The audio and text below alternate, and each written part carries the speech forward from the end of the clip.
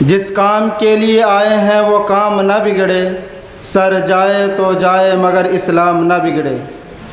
معزز سامعین کرام اور حاضرین جلسہ،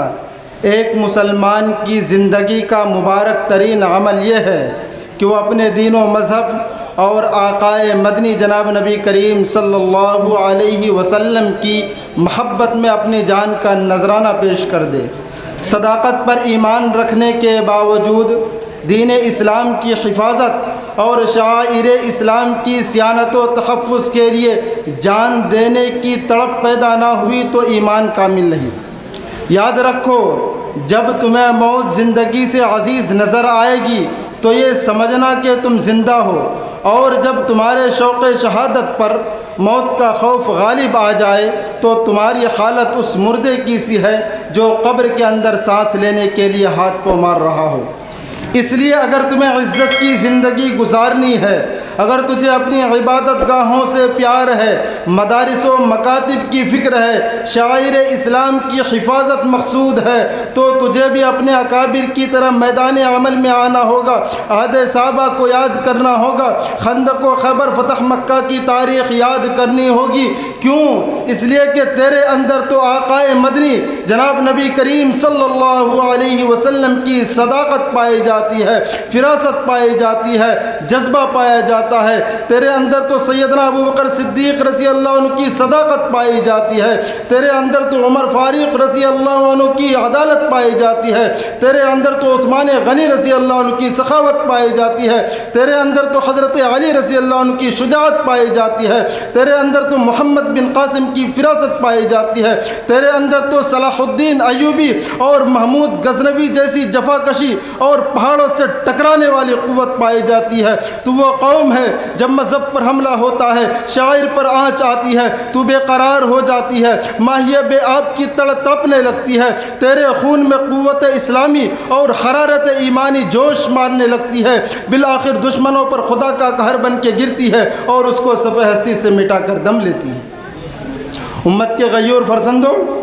آج تیری غیرت پر پردہ کیوں پڑ گیا؟ آج تجھے اپنے دین و مذہب اور شاعر اسلام کی فکر کیوں نہیں؟ آج تیری عبادت گاہوں پر حملے ہو رہے ہیں، کل اذان پہ پابندی لگے گی، آج مذہبی تعلیم پر رکاوٹ لگ رہی ہے، کل تیری مسجدوں کو آباد کرنے والے نمازیوں سے ٹیکس وصول کیا جائے گا، آج تیری شاعر کی پامالی ہو رہی ہے، کل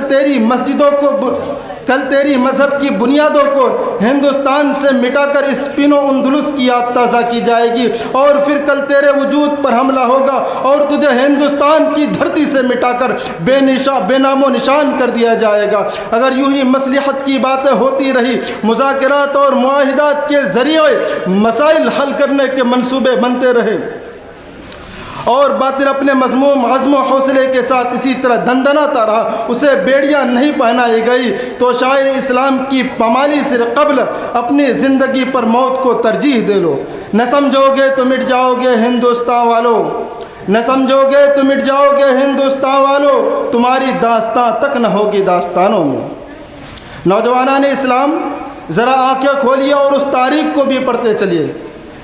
جب راجہ داہر کی قید سے نکلی ہوئی ایک غریب بیٹی کی آہ نے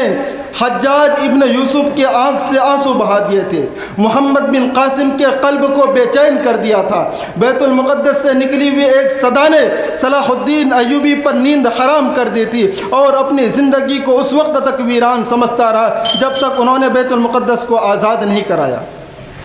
نوجوانوں، تم وہ قوم ہو جس نے ہندوستان سے برطانوی سامراج کو 7 سمندر پار بھاگنے پر مجبور کر دیا تھا، تم نے ہی باطل کا پندہ توڑا اور خباثت کی تاریکیوں میں علم و عمل کے چراغ جلائے اور ایمان و یقین کی بات بہاری پیدا کی۔ تم ہی فاتح افریقہ موسیٰ بن نذیر رضی اللہ عنہ، تم ہی فاتح خیبر حضرت علی رضی اللہ عنہ، تم ہی فاتح مکہ و دنیا جناب نبی کریم صلی اللہ علیہ وسلم کی سپاہی و جاباز مرد مجاہد ہو۔ اس لیے اگر تمہیں شاعر اسلام سے پیار ہے اور اس کا تحفظ چاہتے ہو تو اس کی تحفظ و بقا کے لیے شوق شہادت میں یہ اعلان کر دو کہ جس کام کے لیے آئے ہیں وہ کام نہ بگڑے،